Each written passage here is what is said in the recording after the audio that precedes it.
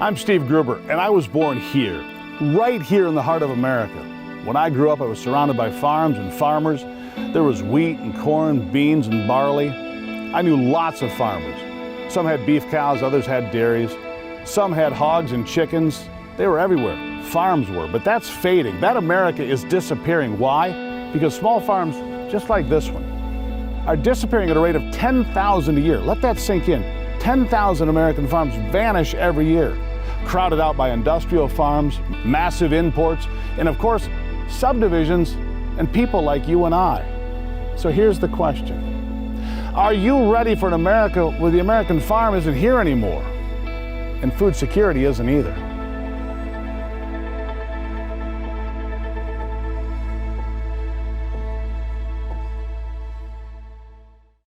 America is a nation of convenience for most of us. We have smartphones, smart cars, and smart deliveries for the things we need, like groceries, which I guess is pretty smart too. But we've all learned we are dependent on supply chains for, well, everything. We learned the hard way about medical supplies, and now about computer chips.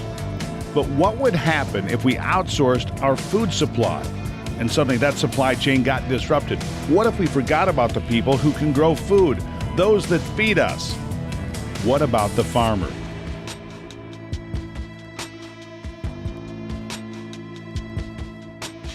My family has been in the blueberry business since 1961.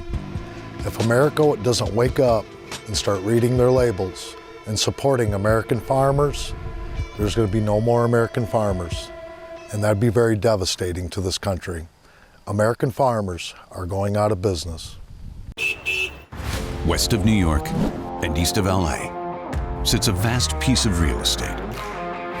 A place often overlooked by those on the coasts. Millions of people live here, but few are understood by the media elites. And worse, many are ridiculed for what they believe about their God, their country, and themselves. This is Steve Gruber's America.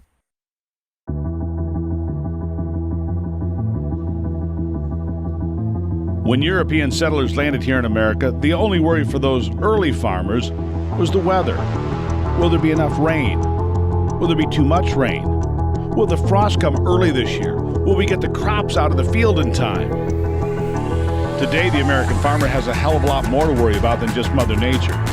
It seems today the one thing working against the American farmer is the one thing that should be working for the American farmer, our government.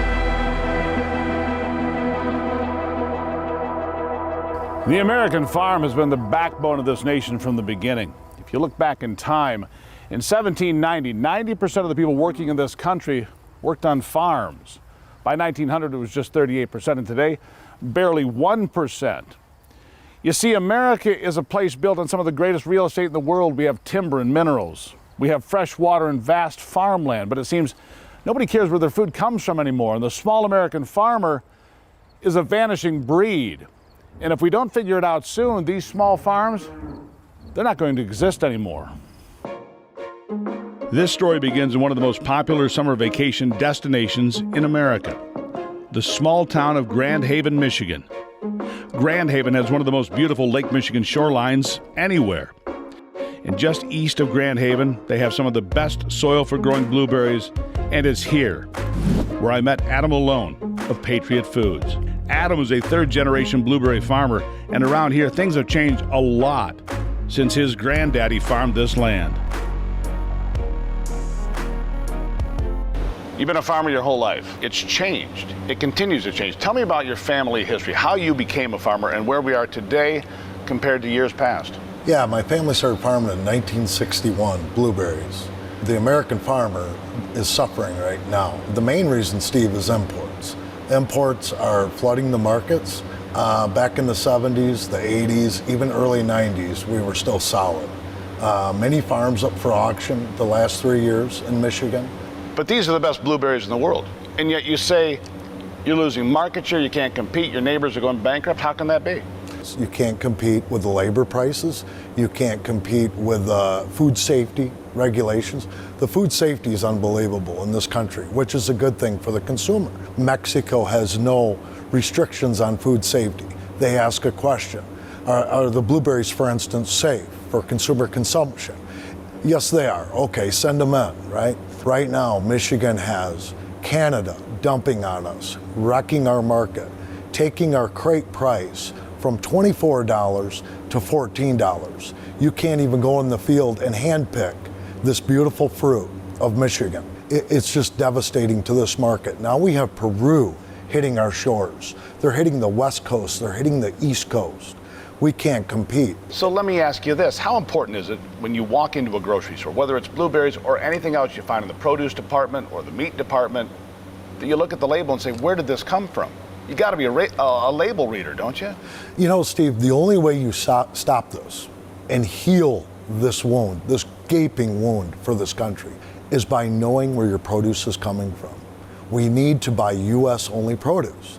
We need to make a habit of it. It's our responsibility to save the U.S. farmer. It's a consumer's responsibility. The government is doing nothing about it. Another farmer who feels the pain from imports is Ryan Brush.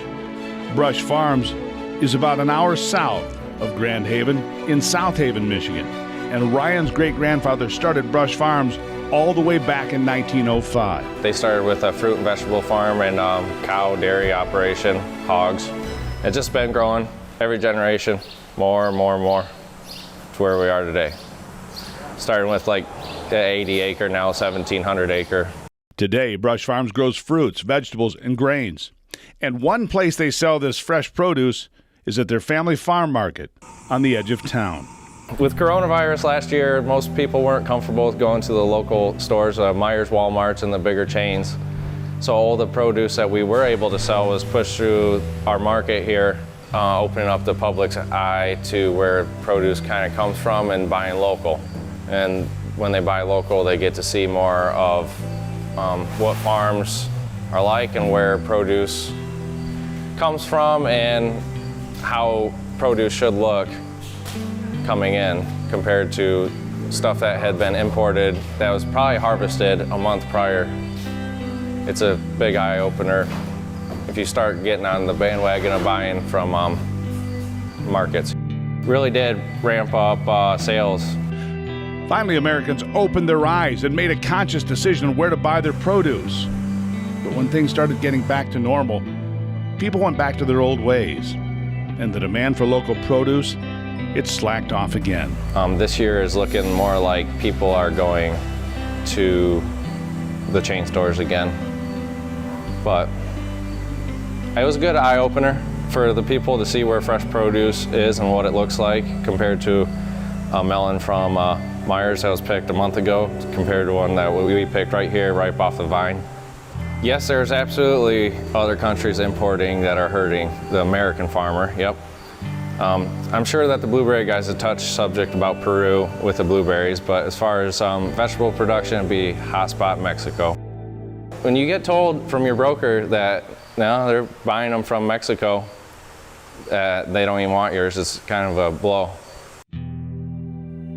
Americans know about competition. It's a big part of who we are and how we got here. A free and fair market where all the players can operate on a level playing field and compete for customers is what we all want.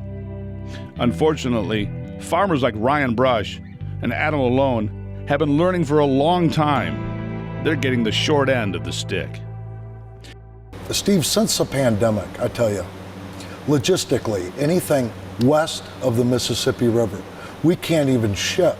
You can't ship blueberries west of the Mississippi. No, logistically, it costs us too much money. You lose money. You lose money. You go backwards. So you can't compete. You can't compete. When I see perfectly good farm ground just like this, and it's nothing but weeds, overgrown, it's gone feral, that's not a good sign. So let me ask you this. If you woke up today and realized the grocery store was closed and there was no food available, and the restaurant was closed, you couldn't eat there either, what would you do? Seriously. What would you do? As you look at what happened during the pandemic, we learned about supply chains. We learned that a lot of things go back to China, whether it's PPE or masks or whatever it may be. That's right. You walk into a big store now and you'll see there's no shovels for sale, or there's other shelves that are empty. What happens to America if they realize the foreign car you bought, that was cute, but now your salad comes from overseas and the supply chain isn't there? How dangerous is this for national security? It is national security. If you can't feed yourself, which you are saying, it's coming fast. As the farmers go out of business, you cannot feed your own countrymen. That's where we're heading. The only way we can change this is the consumers. The consumers got to be the driving force of this problem. They got to make the U.S. produce popular again. It can't be just cheap, cheap, cheap. People got to buy quality produce. They got to hold their produce managers accountable. Florida's in season. Where are the Florida peppers? They need to educate themselves. What is growing right now in your state, locally? Why aren't you carrying this on my store shelf? Why can't I find Michigan blueberries when Michigan's in season? Here comes produce from Canada, from Peru, from Mexico, from all over the world competing with the American farmer. And they come from places where the wages are lower, the regulations are less, if they exist at all. You're watching your neighbors go out of business. Oh, it's devastating. Look at Peru right now, shipping into the West Coast, like I say, shipping into the East Coast. How can they load blueberries and ship them all the way to the U.S. and be cheaper than us? And the government's doing nothing about it. There's chemicals, DTE, there's chemicals used in Mexico. Nobody wants to talk about. We're highly regulated. We cannot use chemicals that are dangerous to the human consumption. Mexico, they can use whatever they want. They irrigate with dirty water out of ditches. Where does that water come from? It's very scary. People need to know where their food comes from. It's important, and they need to really support the American farmer, or there ain't gonna be any left. In 2016, Michigan produced 100 million pounds of fresh blueberries and was among the top few states in the U.S. that produced blueberries.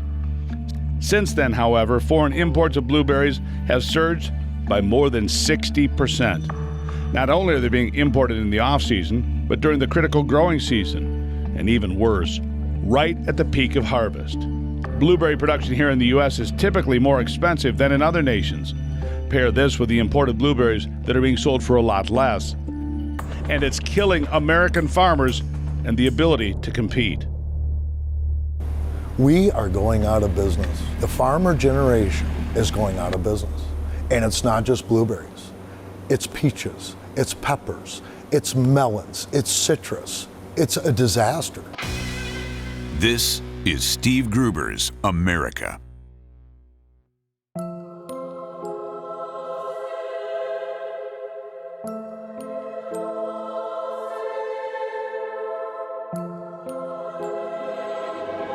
Caleb Coulter is another American farmer. He had to diversify just in the hopes that he could survive, so he created a packaging company. He hopes this is the route to save his farm. By doing so, he started working with other local farmers in his home state of Michigan. So his competitors became his customers, but they're all working for one thing, and that is saving the small American farm. The question is, will it be enough, or will it be too little, too late?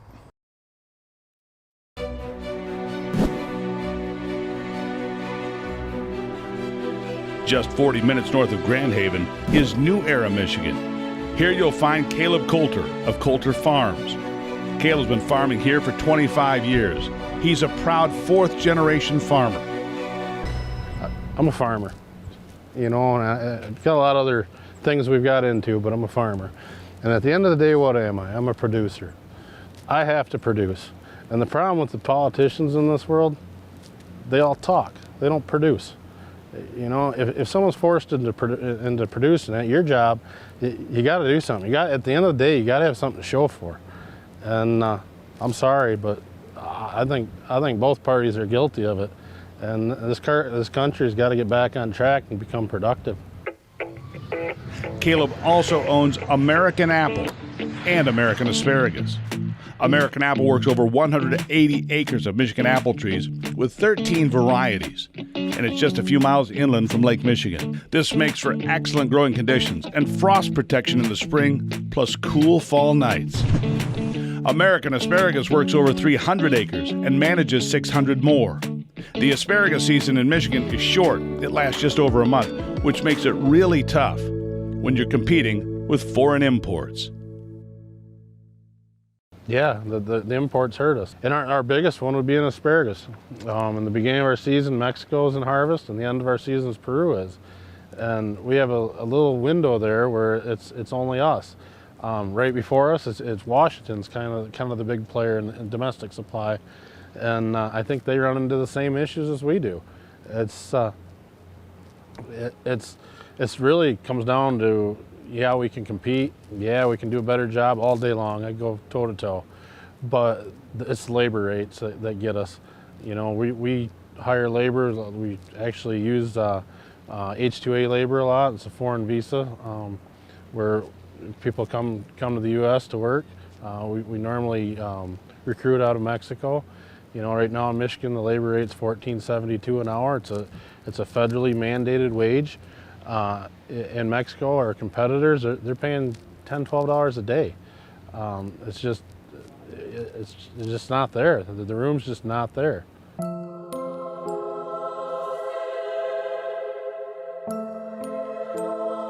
So the grocery stores are filled with produce from Canada and Mexico, Costa Rica and Cambodia. Meanwhile, the farmers are fighting with imports of corn and beans from Argentina and Brazil. And the fact of the matter is this: if we don't change our ways, these small farms are going to close their doors. They'll be gone forever.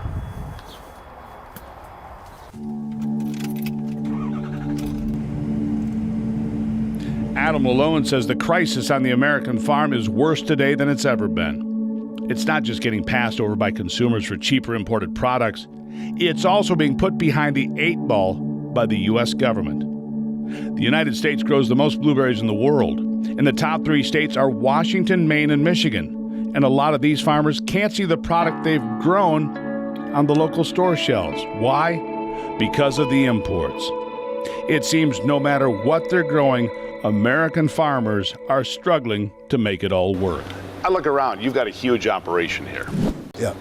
300 employees at the peak of harvest. Yes. And yet next door you're storing the blueberries because there's no market, not at a place that you can make any money. How long can you hang on? You know, that's a tough question. That's up to the American people. If it keeps going the way it is now, 2 years, maybe. If we leave the imports on the shelf, our fruit will start moving. It's not just pricing. It's getting so bad that we can't even move our product.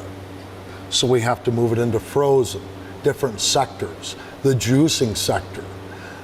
We can't even get fresh price for a fresh 14 to 16 brick sweetest Michigan blueberry you've ever had. You can't even get fresh market price. The largest meat packer in America is Smithfield, bought by the Chinese Communist Party through a second company for $4.5 billion in 2003.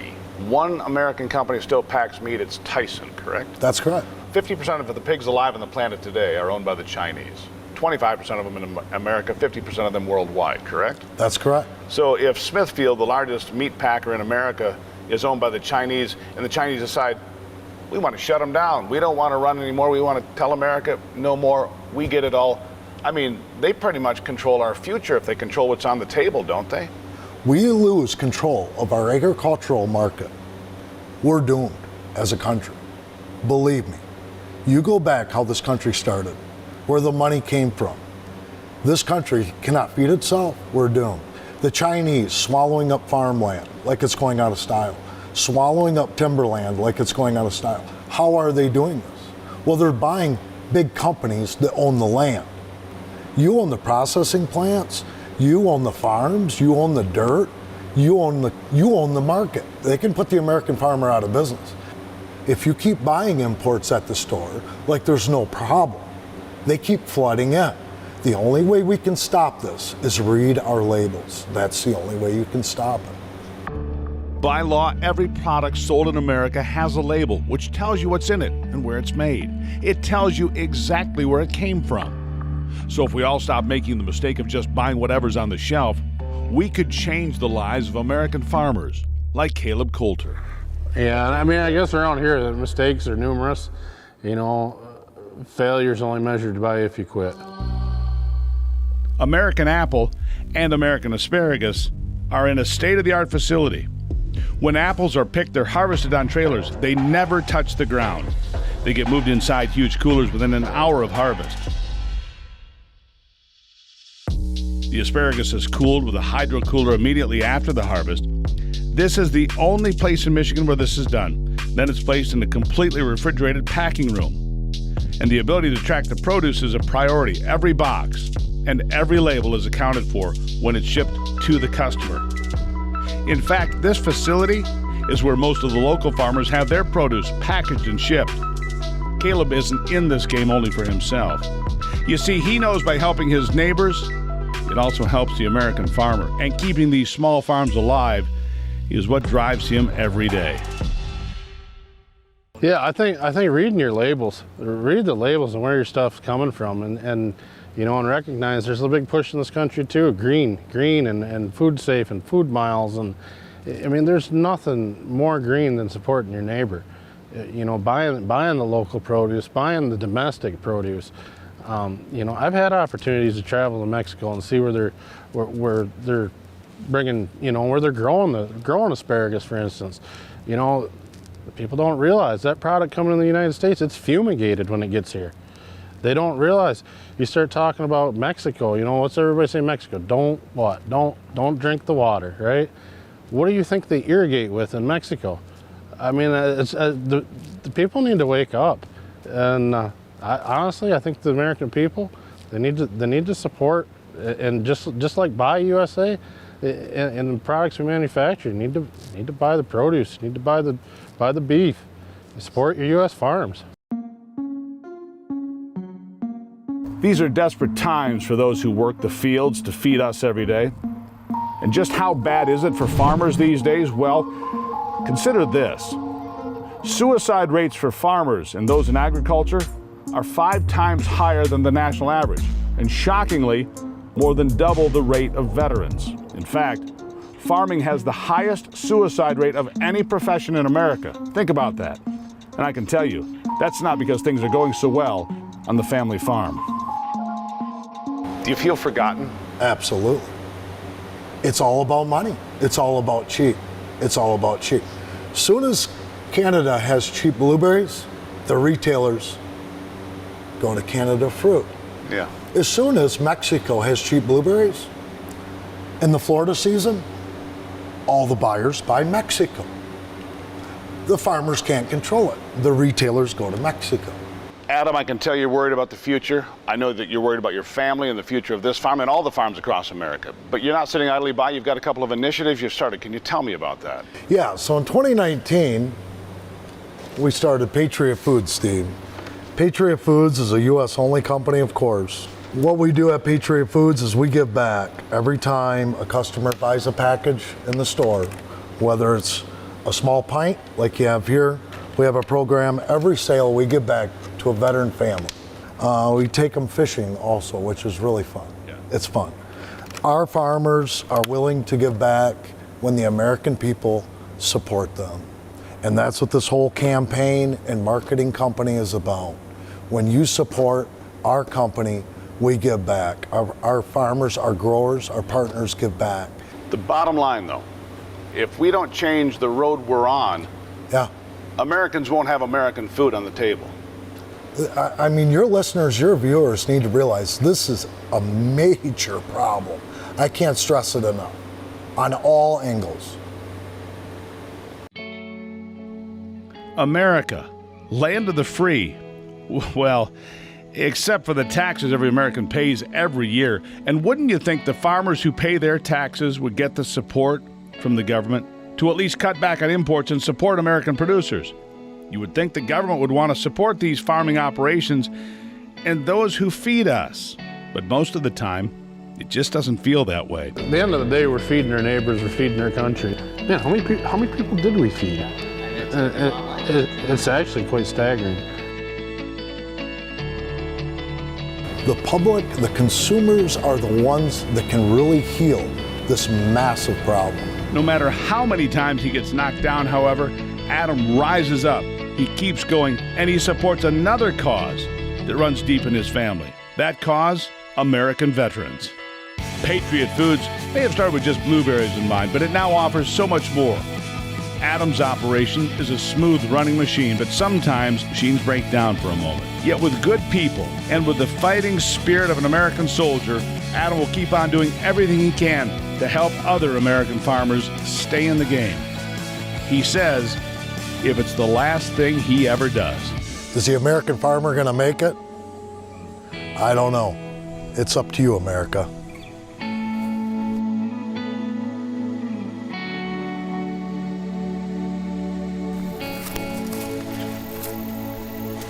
So here's the bottom line. Support your local farmer. It's very important. I'll see you next week, America. I'm Steve Gruber. This is Steve Gruber's America.